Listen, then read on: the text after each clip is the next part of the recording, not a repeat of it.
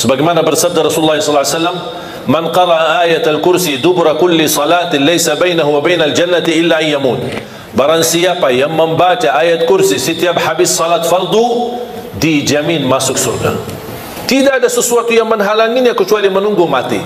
Cuma bayangkan, cuma satu ayat jaminan masuk surga. Kalau satu ayat kursi jaminan masuk surga, kira-kira gimana suratul Baqarah? Tapi jangan sampai tertinggal ayat kursi habis salat. Jaminan masuk surga. Masa tak mau masuk surga cuma karena baca ayat kursi? Bismillahirrahmanirrahim. Assalamualaikum warahmatullahi wabarakatuh. Allahumma sholli ala sayyidina Muhammad wa ala ali sayyidina Muhammad. Para pemirsa, kali ini kita akan mendengarkan tausiah dari Syekh Ali Jaber almarhum tentang dasarnya amalan ayat kursi, bahwa sesungguhnya kaum muslimin itu wajib untuk menuntut ilmu. Untuk lebih jelasnya bisa kita simak tausiah dari beliau. Alhamdulillah, syukurillah, masih diberikan oleh Allah kesempatan untuk kita terus belajar. Bisa habis umur kita, belum tentu habis belajar. Bahkan semakin banyak belajar, semakin tahu diri bodoh. Dan belajar itu menjadi fardu ainin, faridah setiap muslim dan muslimah. Apalagi mempelajari bagaimana kita bisa dan mampu mendekatkan diri kita kepada Allah Subhanahu wa taala. Dan kedekatan kita sama Allah harus tahu ilmunya dan cara supaya kita tidak salah langkah. Dan alhamdulillah, Islam merupakan agama yang sempurna, yang sudah jelas segala arahannya untuk kehidupan kita, keluarga, bersama anak kita, mencari nafkah dan rezeki, urusan ibadah, urusan sosial, kesehatan, semua sudah diatur dan disusun oleh agama kita Islam. Yang perlu kita perhatikan adalah Al-Quran. Man arada ad-dunya fa'alaihi bil-Quran, wa man arada al-akhirah fa'alaihi bil-Quran, wa man arada ad-dunya wal-akhirah fa'alaihi bil-Quran. Barang siapa yang ingin dunia, jagalah Al-Quran. Barang siapa yang ingin akhirat, jagalah Al-Quran. Barang siapa yang ingin dua-duanya, dunia dan akhirat, jagalah Al-Quran. Cukup kemuliaan Al-Quran itu merupakan keberkahan bagi kita, bahkan kita termasuk orang yang mulia di sisi Allah Subhanahu wa taala. Sebagaimana bersabda Rasulullah sallallahu alaihi wasallam, "Khairukum man ta'allama al-Qur'ana wa 'allama." Sebaik-baik antara kamu yang mempelajari Al-Quran dan mengajarnya. Kalau anda ingin menjadi orang yang sebaik-baik yang disebut oleh Rasulullah SAW, sebaik-baik manusia, sebaik-baik antara kalian, jagalah Al-Quran. Bahkan ayat yang pertama yang Allah turunkan kepada Nabi Muhammad SAW, Iqra bismi rabbikal ladzi khalaq. Bacalah. Apa yang dibaca? Buku? Bukan. Al-Quran. Dan tidak ada kitab manapun yang kita bacanya dan kita mendapatkan setiap satu huruf 10 kebaikan selain Al-Quran. Hadis pun tidak dapat 10 kebaikan di dalam setiap satu huruf kita baca. Innamal a'malu binniyat. Tidak ada sebutan setiap satu huruf innamal a'malu binniyat kita dapat 10 kebaikan. Hadis Nabawi, hadis Qudsi, kitab apa saja tidak bisa mendapatkan selain Al-Quran. Sebagaimana bersabda Rasulullah SAW, "Man qara harfan min kitabillah." Barang siapa yang membaca satu huruf dari kitabullah akan mendapatkan satu kebaikan, dan satu kebaikan dilipatkan menjadi 10 kali lipat. Bismillahirrahmanirrahim 19 huruf dari segi ucapan, tapi tertulis pahala 190. Salah satu yang menjaminkan keberkahan rutin membaca suratul Baqarah. Dan ini menurut saya termasuk salah satu sunnah yang cukup kehilangan di tengah umat. Jarang sekali ada orang yang bisa istiqamah membaca suratul Baqarah. Padahal kalau kita baca suratul Baqarah secara rutin dan bacaan kita standar, cukup lancar. Saya tidak terlalu lancar, tapi cukup lancar, standar. InsyaAllah 1 jam kita tuntas selesai suratul Baqarah. Tapi sering kita membaca, tapi kita merasa kepanjangan. Memang suratul Baqarah surah yang paling panjang dalam Al-Quran. Tapi kenapa kita bisa merasa kepanjangan? Karena ketika kita membaca suka melihat halaman belakang. Makanya tidak baca-baca. Itu yang membuat agak keberatan. Kita sudah semangat memulai. Kita ingin meraih pahala yang begitu besar. A'udzubillahi minasyaitanirrajim. Bismillahirrahmanirrahim. Alif Lam Mim. Dzalikal kitabu la raiba fihi hudan lil muttaqin alladzina yu'minuna bil ghaibi wa yuqimuna as-salata wa mimma razaqnahum yunfiqun. Kita semangat membaca sambil kita melihat. Oh, ya kapan habisnya? Makanya itu yang membuat kita banyak malas membaca Al-Quran, karena kita ingin mengejar habisnya. Seharusnya jangan difikirkan kapan habisnya, tapi kapan mulainya. Sejauh apapun jaraknya, kalau kita tidak berlangkah tidak bakal sampai. Dan sedekat apapun kalau kita tidak berlangkah sama sekali tidak bakal sampai. Tapi sejauh apapun langkah kita, jarak kita, tapi kalau kita berlangkah walaupun satu insyaAllah bakal sampai. Begitu juga Al-Quran. Makanya kalau kita baca, saya nasihatkan jangan coba-coba buka halaman belakang. Jangan coba-coba pindahkan halamannya, kecuali kalau sudah selesai halaman tersebut baru pindah. Tapi jangan hanya sebatas mau melihat, jangan. Karena itu usaha dari syaitan. Syaitan mengajak kita lihat. Buat apa lihat? Ya lihat kan mau tahu targetmu baca berapa. Oh gitu ya. Begitu kita baca, oh lumayan banyak.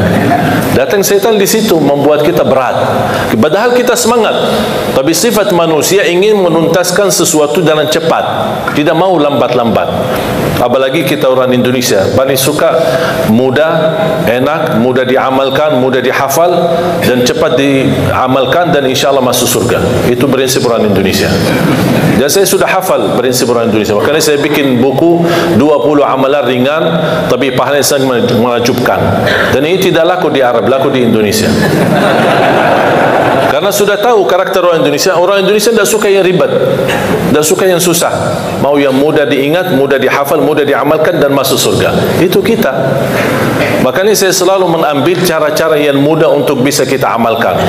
Di antaranya rutin kita membaca suratul Baqarah. Kalau tidak bisa diselesaikan dalam 1 hari, tidak apa-apa, boleh diteruskan berkelanjutan. 1 hari ini berapa kita mampu, nanti besok kita lanjutkan, besok kita lanjutkan sampai selesai habis suratul Baqarah. Begitu habis, ulang lagi. Kenapa?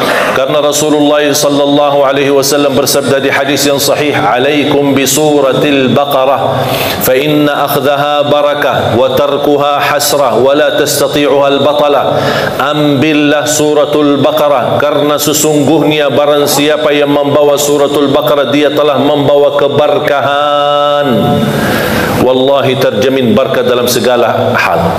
Ibadah berkah, rizki berkah, rumah tangga kita berkah, kemanapun kita pergi membawa keberkahan karena dahsyatnya suratul Baqarah. Barang siapa yang meninggalkan suratul Baqarah, kata Rasulullah, bakal nyesal. Mau enggak kira-kira jadi orang yang nyesal? Wala tastati'uha al-batala. Dahsyatnya kekuatan suratul Baqarah tidak bisa dilawan oleh syaitan. Godaan jin, alam gaib, makhluk, godaan, gangguan, ini semua mereka, tukang dukun, tukang sihir, tukang ramal, mereka semua tidak bisa melawan suratul Baqarah. Saking dahsyatnya dan kuatnya suratul Baqarah. Bahkan Al-Baqarah itu merupakan ruqyah untuk diri sendiri. Jangankan suratul Baqarah sendiri mulia, 1 ayat di dalam suratul Baqarah, ayat kursi, 1 ayat. Sebagaimana bersabda Rasulullah SAW, "Man qara'a ayat al-kursi dubura kulli salatin laysa bainahu wa bainal jannati illa yamut." Barang siapa yang membaca ayat kursi setiap habis salat fardu, dijamin masuk surga. Tidak ada sesuatu yang menghalanginya kecuali menunggu mati. Coba bayangkan, cuma 1 ayat jaminan masuk surga. Kalau 1 ayat kursi jaminan masuk surga, kira-kira gimana suratul Baqarah? Gimana lagi 30 juz Al-Quran? Makanya saya sering mengingatkan jamaah, apapun kesibukanmu, buru-buru, ada meeting, ada janji, tidak bisa bertahan lama di musalla atau di masjid, paling tidak habis istighfar, Allahumma antas salam wa minkas salam, sampai selesai, baca langsung ayat kursi.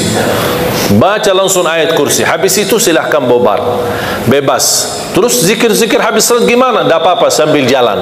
Subhanallah, subhanallah, subhanallah. Naik motor, jalan kaki, naik mobil, sambil jalan. Alhamdulillah, alhamdulillah, alhamdulillah, Allahu akbar, Allahu akbar.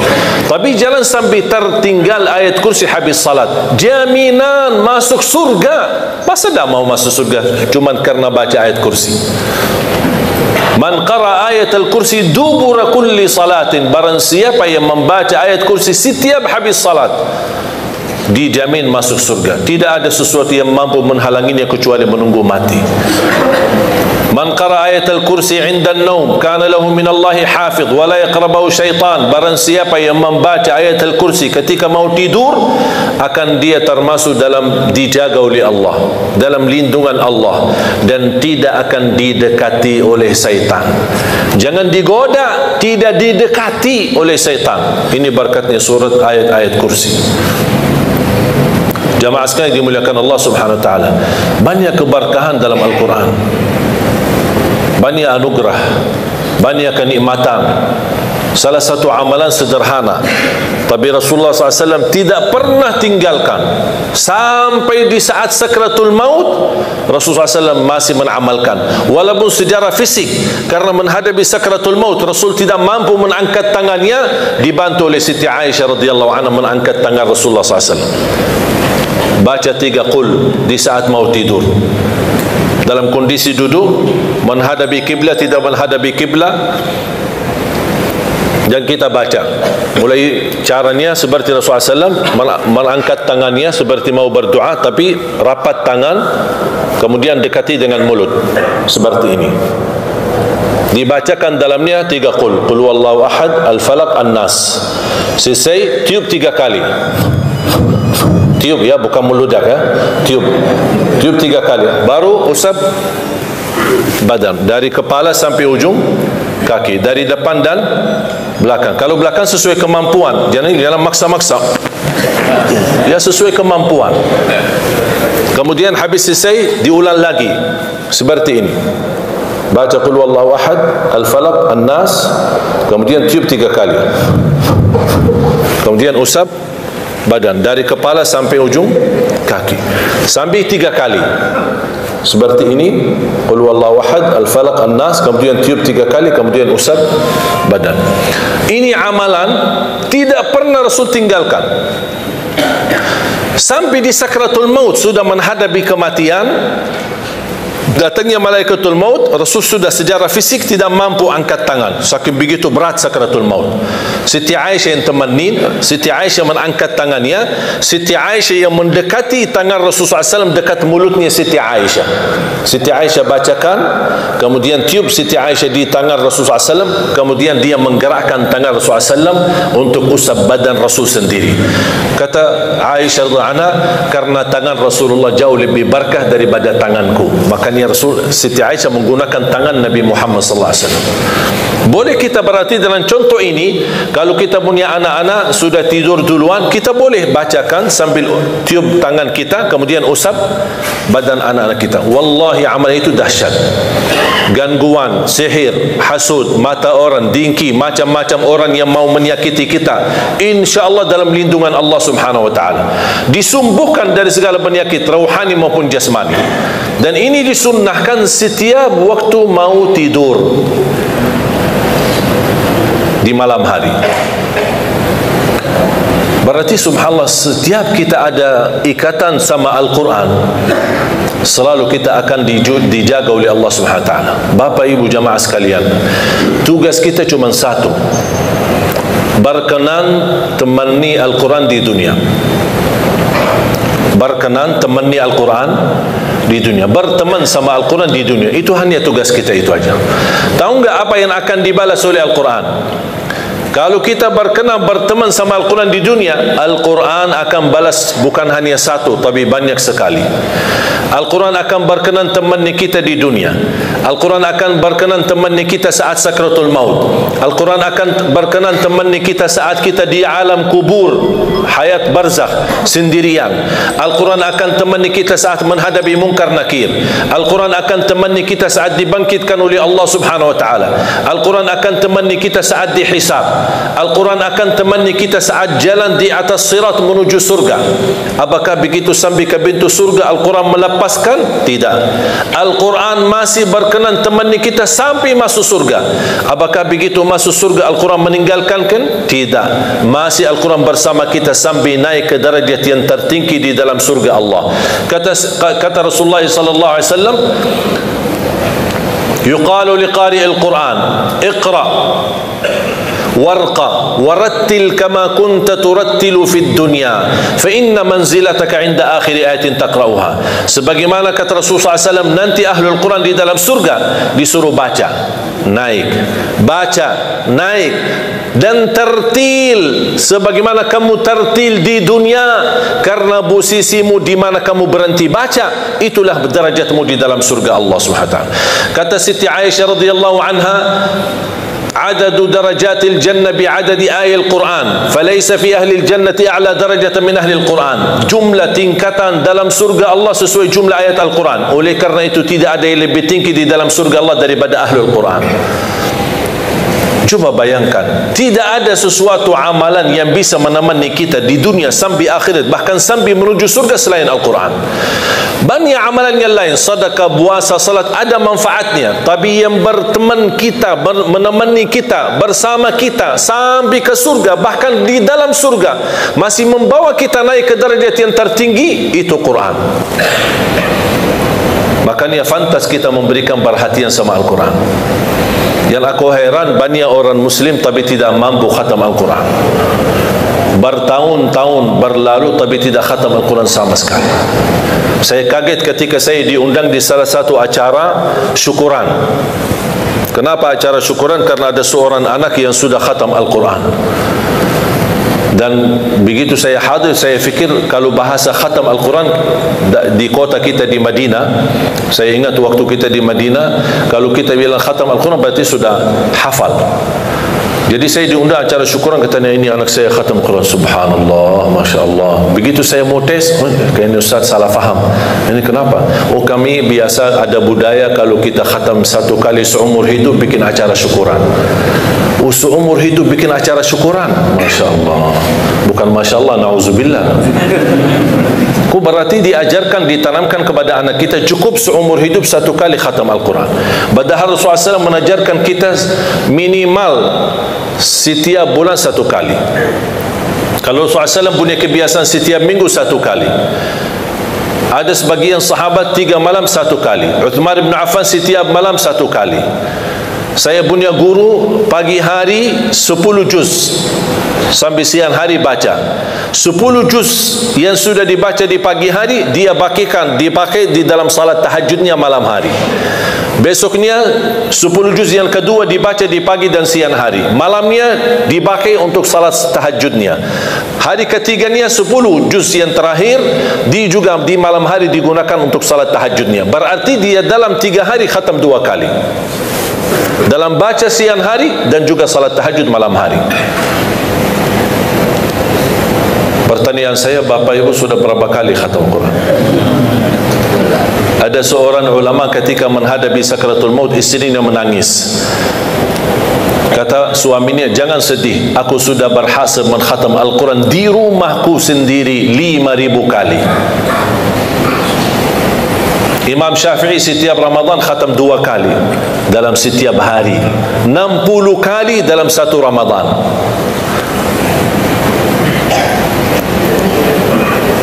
Kira-kira ada target enggak kita khatam Al-Quran? Banyak orang beralasan, saya sebenarnya ingin khatam Al-Quran, tapi saya tidak faham. Dan katanya kalau tidak faham, mendingan tidak usah baca daripada salah. Itu bisikan syaitan, bukan bisikan kiai. Ini syaitan yang berkata itu. Membaca Al-Quran sampai khatam walaupun tidak faham sama sekali boleh.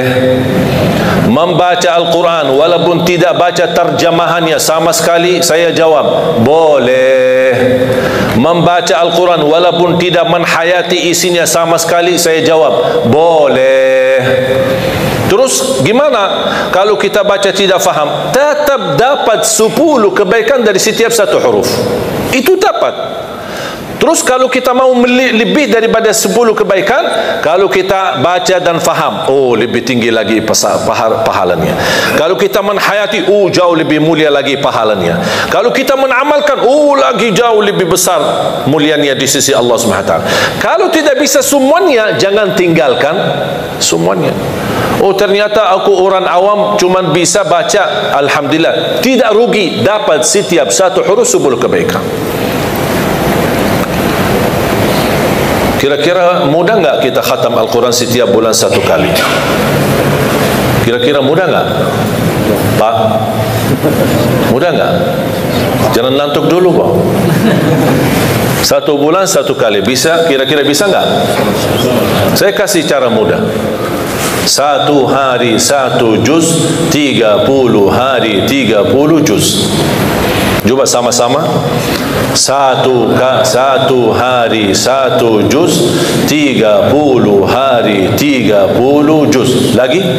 1 hari 1 juz, 30 hari 30 juz. Lagi? 1 hari 1 juz, 30 hari 30 juz. Enteng kan?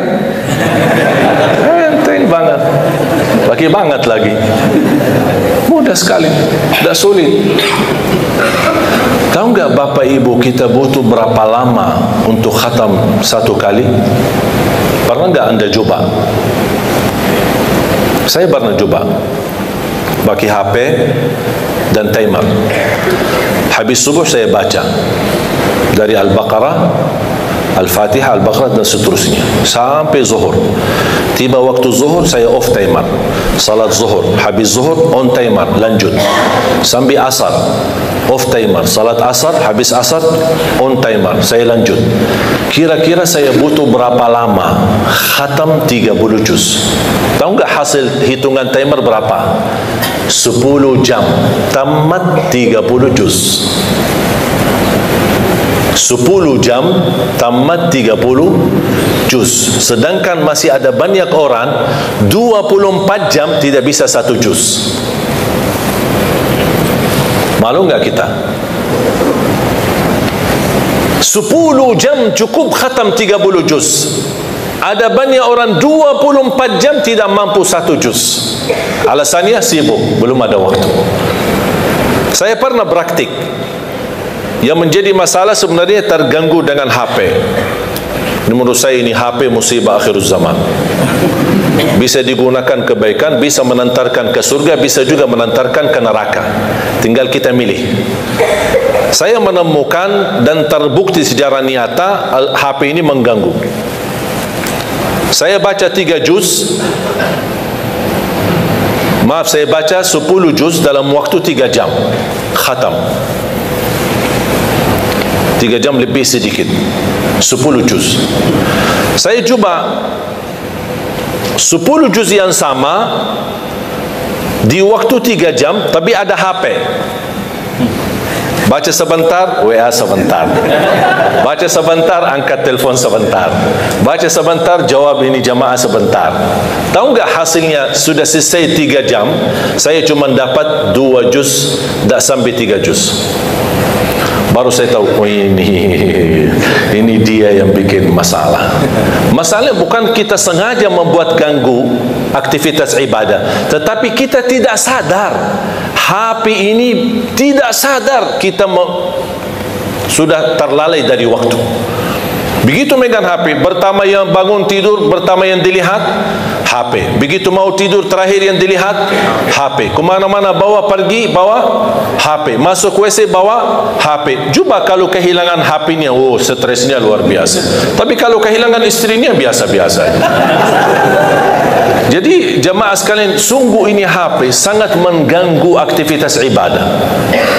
Coba saya sekarang minta anda ketika baca Quran, tolong dijauhkan HP.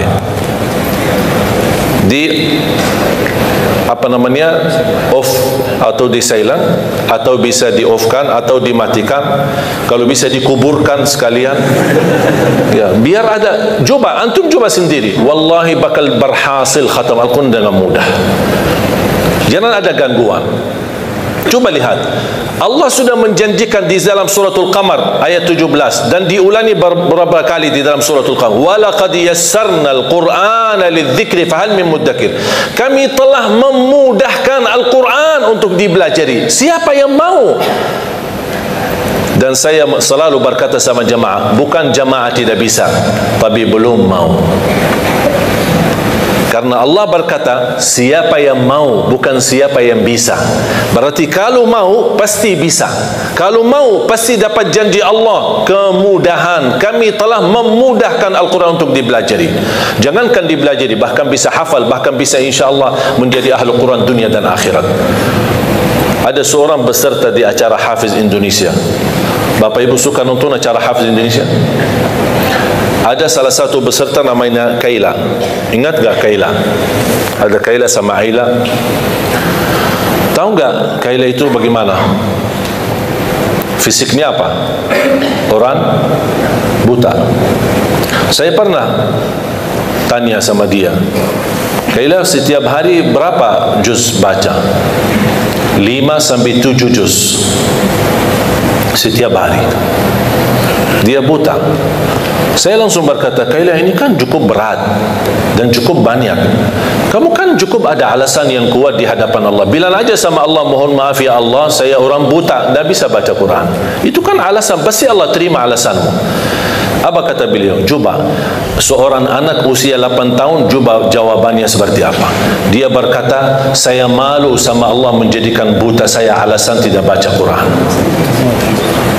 Kira-kira alasan kita apa? Apa yang kita mau bilang sama Allah? Wallahi jamaah sekalian, kalau anda ingin kekayaan, kenikmatan, kebahagiaan, kelancaran, kemudahan, makmurnya rumah tangga, anak salih salihah dan keberkahannya luar, wallahi Al-Quran. Kuncinya Al-Quran. Jagalah Al-Quran, perhatikan Al-Quran, segala aktivitas Al-Quran. Sedekahnya pun untuk program Al-Quran. Di mana ada program, misal di PT ini, di Indosat ini ada program Al-Quran, ayo dukun program Al-Quran, dukun program tahfiznya. Kenapa? Wallahi berkahnya luar biasa. Dan segala aktivitas program Al-Quran di sini atau dimanapun yang anda dukun, yang anda sedekahin, yang anda nafkahin, yang anda bina dan pimpin, insyaAllah keberkahannya menalir sampai hari kiamat. Walaupun kita meninggal dunia, selama program ini masih jalan, anak-anak masih ngaji, Allah berikan pahalanya sampai hari kiamat. Coba bayangkan karunia Allah Subhanahu wa taala. Makanya saya selalu berkata, kalau anda tidak berhasil menjadi penghafal Al-Quran, jangan gagalkan anakmu. Kalau itu pun tidak berhasil, jangan gagalkan hartamu membina program Al-Quran. Supaya apa? Supaya hari kiamat kita datang, dari segi harta kita berkata, ya Allah, mohon maaf saya tidak bisa menjadi penghafal Al-Quran, saya tidak bisa jadikan anakku penghafal Al-Quran, tapi hartaku jadi saksi baik untuk Al-Quran. Mudah-mudahan kita bergabung bersama Ahlul Quran di akhirat. Amin. Makanya jamaah sekalian, tidak ada yang rugi sama Al-Quran. Saya titip terakhir amalan mudah untuk khatam Al-Quran. Tadi sudah saya kasih langkah pertama, 1 hari 1 juz, 30 hari 30 juz. Kira-kira mau nggak ya lebih mudah? Boleh? Ya. Kalau orang Indonesia ditawarkan, pasti mau. Selama masih ada yang lebih mudah, boleh. Saya kasih yang lebih mudah. Setiap waktu salat, kan ada salat 5 waktu kan? Setiap waktu salat baca 4 halaman.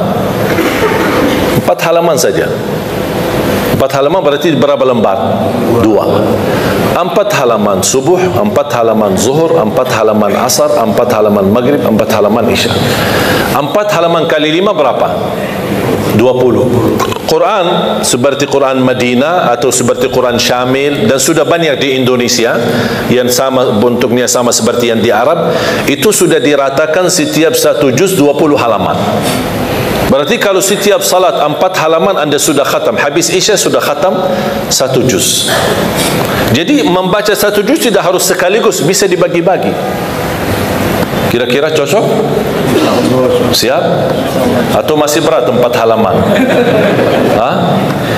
Kira-kira masih mau lebih mudah lagi? Masih? Akan masih. Mau kan? Saya kasih lebih mudah lagi. 2 halaman sebelum salat, 2 halaman sesudah salat. Cocok? Apa 2 halaman datang?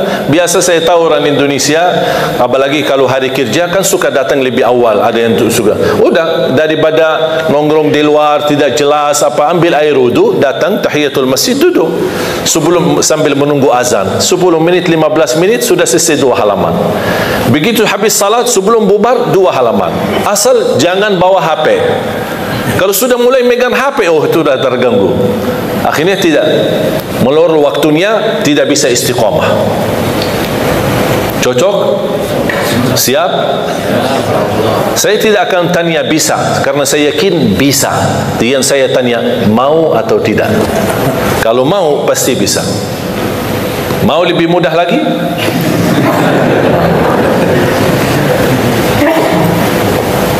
Cara yang terakhir saya kasih 2 halaman sebelum salat, 2 halaman sesudah salat. Itu termasuk cara yang termudah bagi orang yang paling malas. Kalau itu sudah tidak bisa, saya angkat tangan. Inna lillahi wa inna ilaihi raji'un. Udah, itu disalatin aja. Kalau seperti ini disalatin, udah habis. Jamaah sekalian yang dimuliakan Allah Subhanahu wa taala. Saya harap paling tidak mulai harimu baca Quran, tutupi harimu baca Quran. Paling tidak.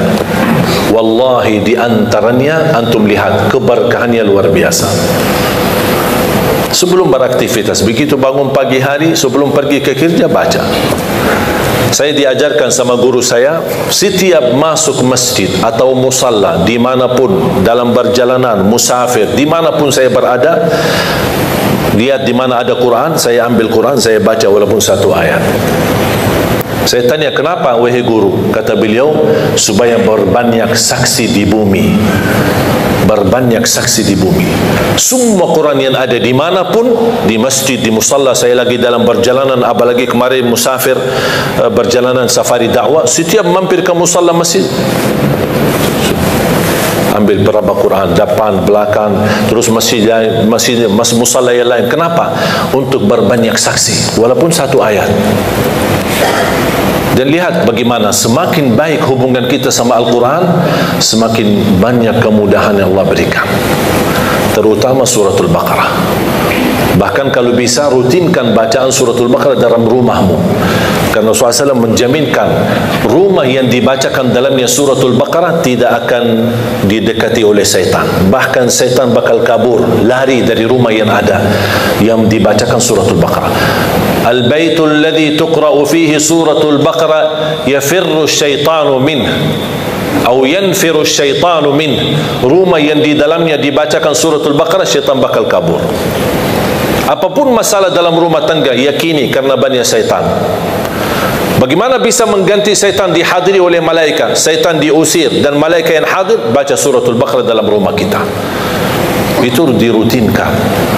Dan suratul Baqarah sendiri akan menjadi naungan nanti di hari kiamat.